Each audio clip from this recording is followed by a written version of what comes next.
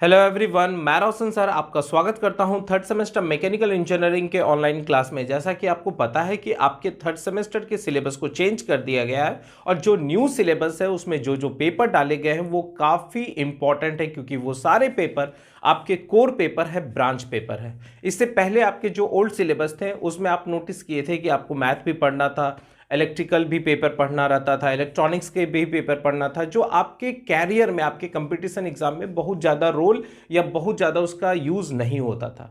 पर अब जो न्यू सिलेबस बनाया गया है उसमें सारा का सारा पेपर आपके कोर पेपर हैं, ब्रांच पेपर है, जो काफ़ी इंपॉर्टेंट। और इस सेमेस्टर उस पेपर को डाला गया है जो आपके बेसिक को बहुत अच्छा करते जाए।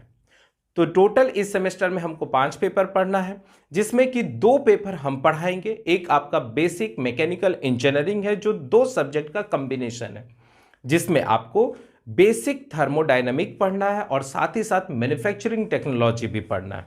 अगर आपका बेसिक थर्मोडायनामिक बहुत अच्छा रहेगा तो जो दूसरा पेपर हम पढ़ा रहे हैं वो आपका थर्मल इंजीनियरिंग पार्ट 1 है, क्योंकि बेसिक थर्मोडायनामिक का आप एप्लीकेशन करेंगे थर्मल इंजीनियरिंग में।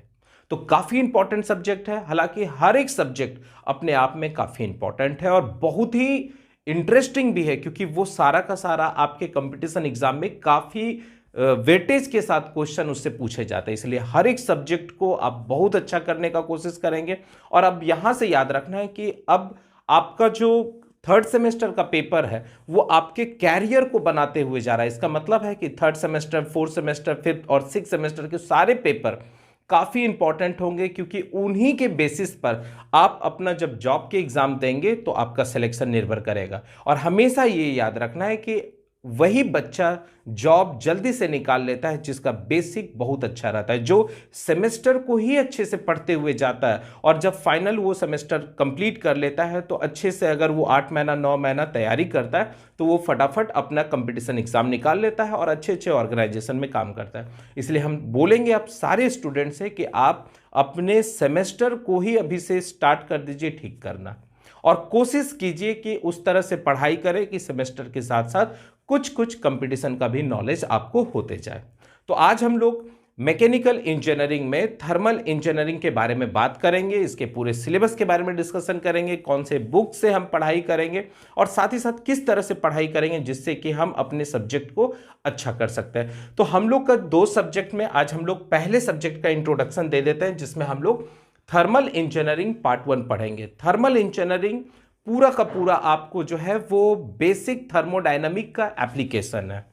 अब बेसिक थर्मोडायनामिक क्या है, तो आप नोटिस करेंगे कि बेसिक थर्मोडायनामिक में हम लोग जनरली पढ़ाई करते हैं कि कैसे हीट एनर्जी को हम मैकेनिकल एनर्जी में कन्वर्ट करते हैं और मैकेनिकल एनर्जी का हम किस किस तरह से एप्लीकेशन कर सकते हैं, वो सब कुछ थर्मल इंजीनियरिंग के अंदर आ जाता है। ठीक है, तो थर्मल इंजीनियरिंग के लिए आप नोटिस करेंगे कि आपका जो यूनिट दिया गया है, आपका जो टॉपिक दिया गया है, इसके लिए कोई स्पेशल बुक अभी तक नहीं है।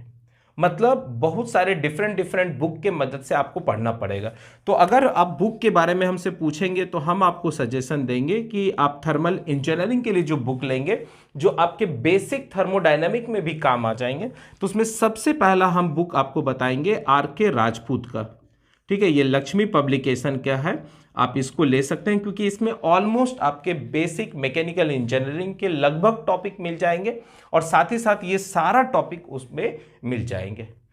आपको याद रखना है कि आर.के. राजपूत जो है वो मोटा वाला लेना है, पतला वाला नहीं लेना है। ठीक है, दूसरा, अगर आप अपने सब्जेक्ट टॉपिक को कवर करना चाहेंगे तो पहले ही बता दूं कि सारा का सारा टॉपिक किसी एक बुक में नहीं हो सकते।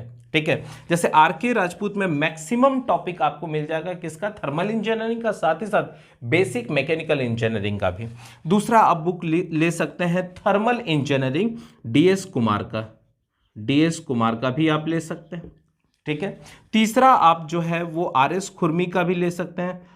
ठीक है, ये काफ़ी आसान लैंग्वेज में लिखे रहते हैं, हालांकि बहुत सारे टीचर इसको अच्छे बुक में नहीं काउंट करते, पर इनका लैंग्वेज जो है वो काफ़ी आसान है, आप आसानी से समझ सकते हैं। देखिए, सेमेस्टर में आपके पास इतना समय नहीं रहता है कि आप बहुत ज़्यादा बड़े बड़े बुक को पढ़ सकते हैं, इसलिए आप खुद से सोच समझ लेंगे कि मेरे लिए कौन सा बुक ज़्यादा अच्छा रहेगा। ठीक है, अब जैसे इसमें आईसी इंजन के बारे में बात करना है या आईसी इंजन के बारे में पढ़ाई करना है तो उसमें आपका सबसे आईसी इंजन का जो सबसे बेस्ट बुक है वो वी गणेशन का जो काफ़ी इंपॉर्टेंट और बहुत ही अच्छी तरह से लिखा हुआ है। ये टीएमएच पब्लिकेशन का है, टीएमएच पब्लिकेशन का है। ठीक है, आप बेसिक थर्मल इंजीनियरिंग के लिए पीके नाग का बुक भी ले सकते हैं, पीके नाग का बुक भी ले सकते हैं। तो मेरा सजेशन है कि आप एकदम आंख मूंद के आर के राजपूत लीजिए, जिससे कि आपको बेसिक मैकेनिकल इंजीनियरिंग भी अच्छे से कवर हो जाए और साथ ही साथ आपका थर्मल इंजीनियरिंग का पोर्शन भी कवर हो जाए। क्लियर एकदम हो गया। तो टोटल थर्मल इंजीनियरिंग में हमको 5 यूनिट पढ़ना है।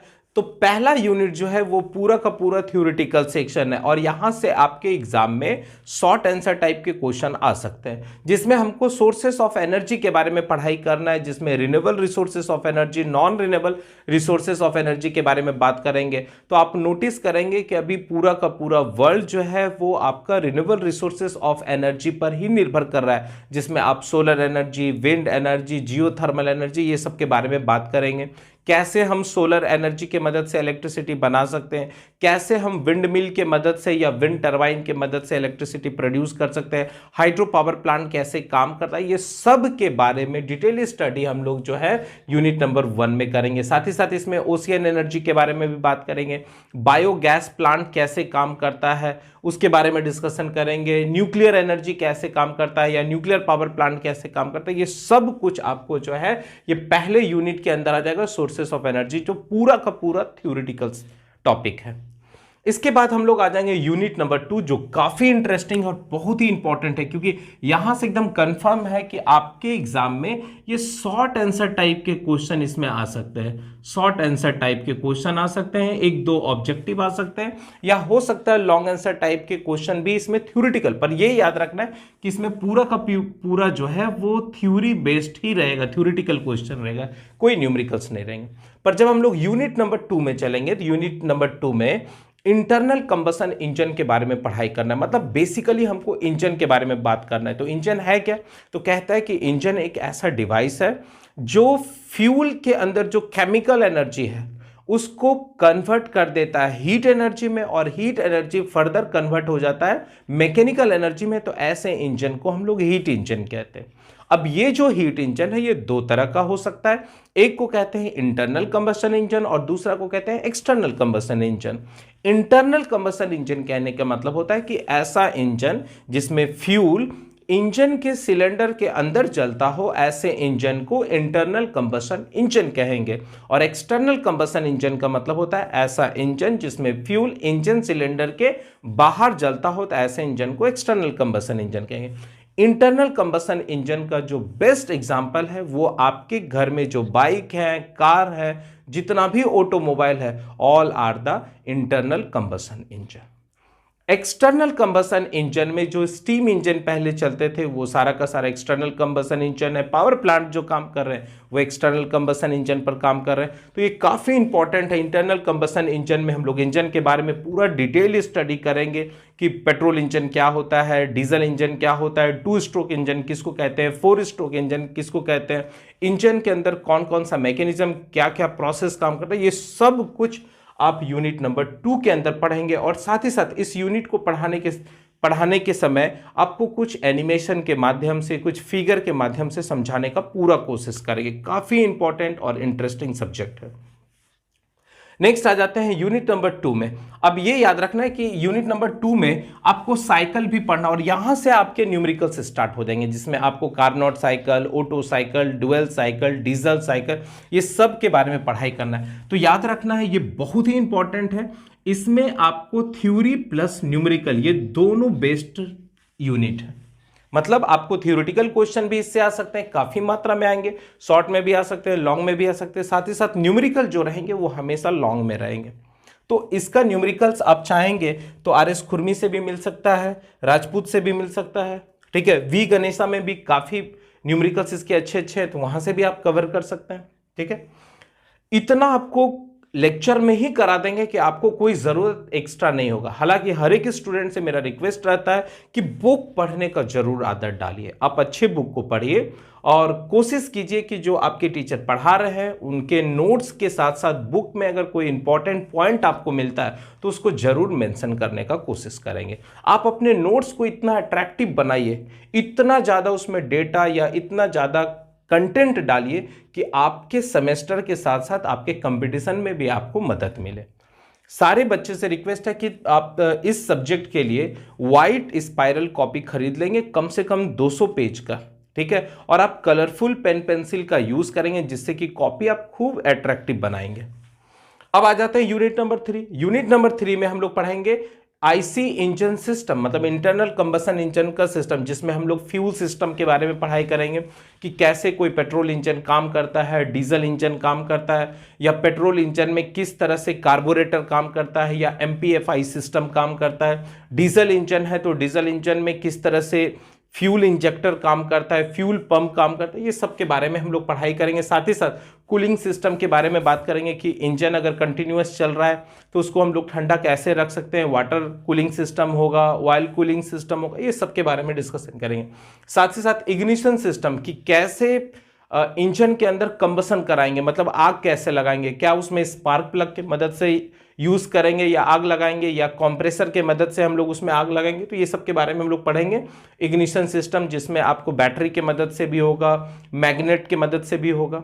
फिर लुब्रिकेटिंग सिस्टम भी हम लोग पढ़ाई करेंगे। सुपर चार्जिंग क्या होता है, टर्बो चार्जिंग क्या होता है, काफ़ी इंपॉर्टेंट और इंटरेस्टिंग सब्जेक्ट। आपको बता रहे हैं कि ये सब्जेक्ट आप पढ़िएगा तो खूब मजा आएगा और काफ़ी ज़्यादा इंफॉर्मेशन आपको मिलेगा। आप पूरे इंजन के बारे में इतना नॉलेज ले लेंगे कि आपको अब इंजन से रिलेटेड कोई भी परेशानी नहीं हो सकता है। ये भी जो टॉपिक है, ये पूरा का पूरा ये टॉपिक जो है ये थ्योरेटिकल रहेगा, ये पूरा का पूरा थ्योरी बेस्ड रहेगा, ठीक है। नेक्स्ट आ जाते हैं यूनिट नंबर 4। ये पूरा का पूरा न्यूमेरिकल्स रहेगा। ये पूरा यूनिट जो है ये आपका न्यूमेरिकल्स है।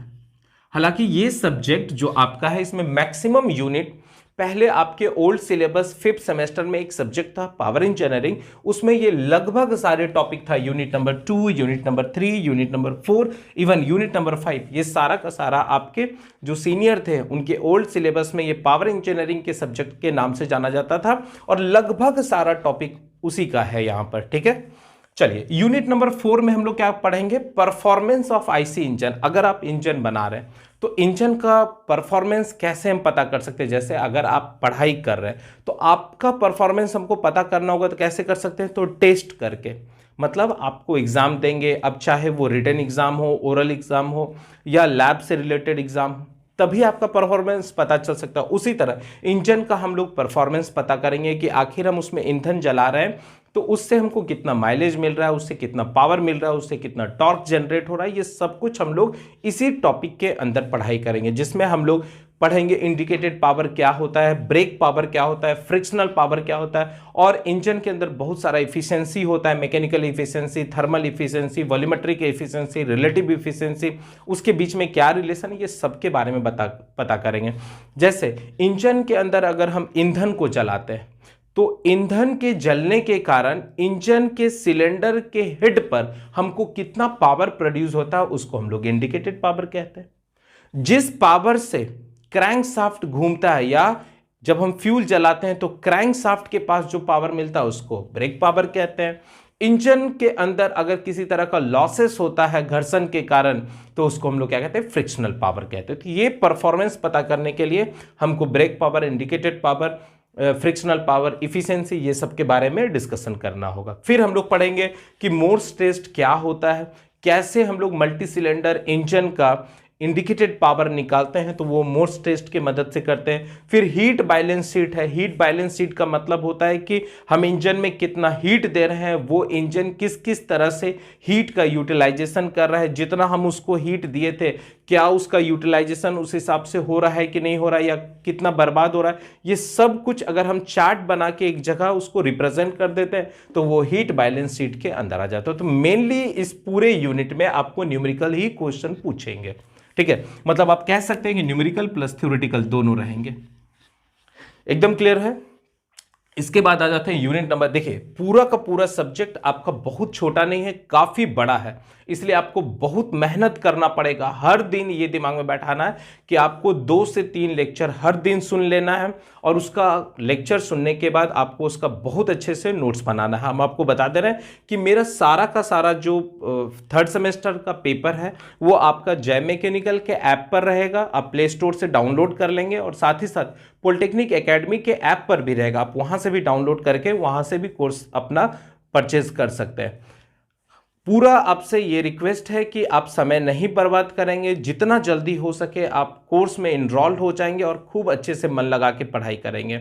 सारा लेक्चर आपको हम अच्छे तरीका से अच्छे क्वालिटी और कंटेंट के साथ बना के देंगे। साथ ही साथ हर लेक्चर के नीचे आपका पीडीएफ भी रहेगा, तो आप पीडीएफ से अपना लेक्चर को नोट करके अच्छे से नोट्स बना लेंगे।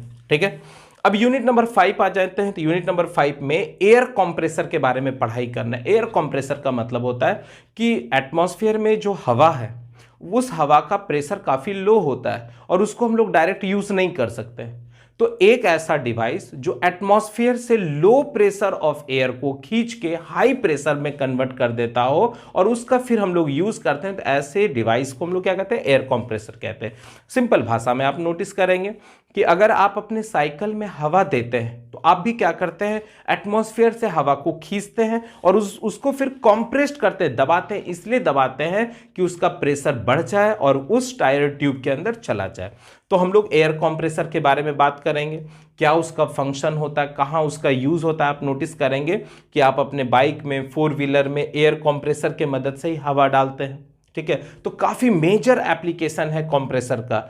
फिर इसके टाइप्स के बारे में पढ़ाई करेंगे कि रेसिप्रोकेटिंग एयर कंप्रेसर क्या होता है, रोटरी एयर कंप्रेसर क्या होता है। रेसिप्रोकेटिंग में भी बहुत सारा टाइप है और रोटरी में भी बहुत सारा टाइप है। ये सब कुछ हम लोग डिस्कशन करेंगे एयर कंप्रेसर के अंदर। तो याद रखना है, एयर कंप्रेसर में मेनली आपका थ्योरी प्लस न्यूमेरिकल ये दोनों आ सकते हैं। ज्यादातर चांसेस रहता है न्यूमेरिकल्स पूछने का। मतलब ये पूरा का पूरा सब्जेक्ट जो है वो लगभग आपका 60% न्यूमेरिकल और 40% आपका थ्योरेटिकल है। ठीक है, फिर नेक्स्ट आ जाते हैं refrigeration and air conditioning system. ये आपका जो टॉपिक है ये आगे जाके आपके हायर सेमेस्टर में एक सब्जेक्ट ही बन जाता है, जिसको हम लोग आरएसी कहते हैं, रेफ्रिजरेशन एंड एयर कंडीशनिंग। इसमें हम लोग पढ़ेंगे कि रेफ्रिजरेटर क्या होता है, रेफ्रिजरेटर का परफॉर्मेंस कैसे निकाला जाता है, जिसको हम लोग सीओपी कहते हैं। फिर हम लोग पढ़ेंगे वेपर कंप्रेशन सिस्टम क्या होता है, कोई रेफ्रिजरेटर किस साइकिल पर काम करता है, वेपर कंप्रेशन सिस्टम कैसे यूज होता है या होता क्या है। उसके बाद उसका वर्किंग कैसे करता है, एप्लीकेशन कहाँ कहाँ हम लोग रेफ्रिजरेशन या रेफ्रिजरेटर का यूज करते हैं। एयर कंडीशनिंग सिस्टम क्या होता है, जैसे आप समर सीजन में एयर कंडीशनिंग लगाए हैं, विंटर में भी आता है। और एक ऐसा एयर कंडीशनिंग है जो मल्टी है, मतलब आप हर एक मौसम में यूज कर सकते हैं। तो ये सब कुछ आपको इस चैप्टर के अंदर पढ़ेंगे। तो इसमें आपको थ्योरी भी पूछ सकता है और प्लस न्यूमेरिकल भी पूछ सकता है।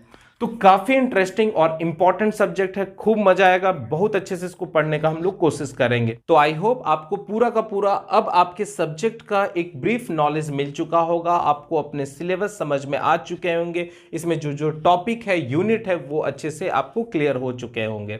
तो अब हम लोग नेक्स्ट लेक्चर में अपने यूनिट, अपने कंटेंट के साथ मिलेंगे। तब तक आप लोग मन लगा के पढ़ते रहिए और अपने दोस्त को बोल सकते हैं क्लासेस को ज्वाइन करने के लिए। ठीक है, चलिए, थैंक यू।